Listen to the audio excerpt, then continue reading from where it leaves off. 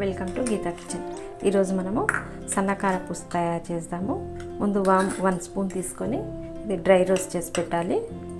ఇది dry roast చేసి పెట్టుకుందాం. ముందు వాముని 1 స్పూన్ డ్రై రోస్ట్ చేసి పెట్టుకొని పౌడర్ చేసి పెట్టుకోవాలి, మెత్తటి పౌడర్ లాగా.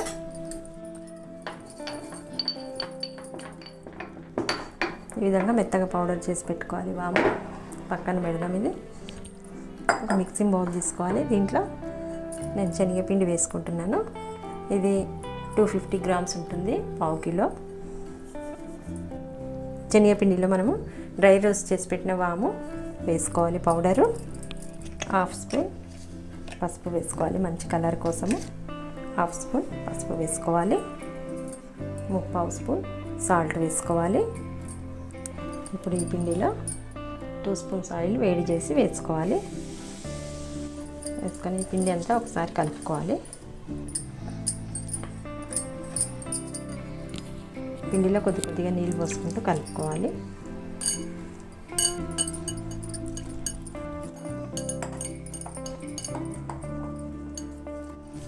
పిండిని మరీ గట్టిగా తడపొద్దు, కొంచెం లూజ్గానే తడపాలి.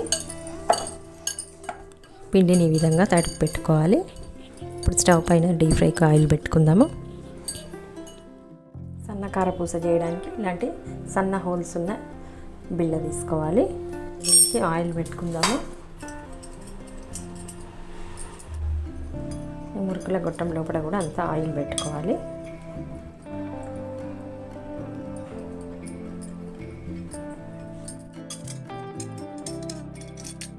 మురుకుల గొట్టానికి బిళ్ళ ఫిట్ చేసుకోవాలి. ఇప్పుడు చేతికి ఆయిల్ రాసుకొని పిండి తీసుకొని దీంట్లో పెట్టుకుందాము. మురుకుల గొట్టంలో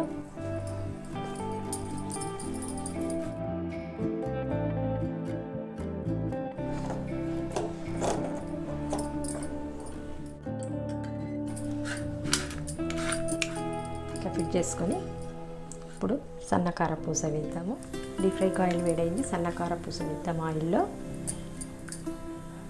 ఆయిల్ వేడైంది, ఫ్లేమ్ తగ్గించి వేసుకోవాలి కారపూస.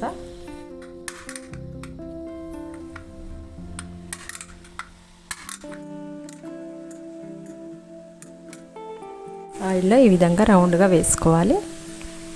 ఇప్పుడు మీడియం ఫ్లేమ్ పెట్టుకొని సన్న కారపూసను కాల్చుకోవాలి. మరి మనం ఫ్లేమ్ చిన్నగా పెట్టి కాలిస్తే ఆయిల్ అంతా పట్టుకుంటుంది.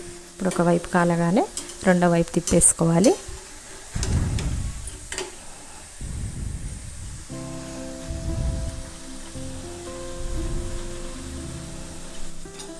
కారపూస రెండు వైపులా చక్కగా కాలింది. ఇప్పుడు ఆయిల్లో నుంచి తీసేద్దాము, ఒక ప్లేట్లో వేసుకుందాం.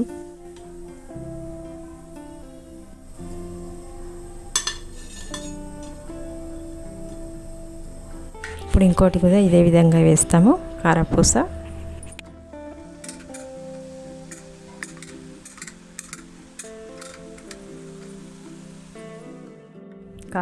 చక్కగా కాలింది ఆయిల్లో.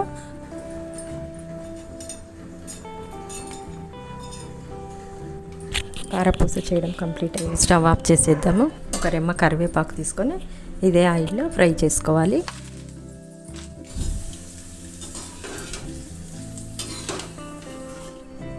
కారపూస మీద వేయడానికి కరివేపాకు.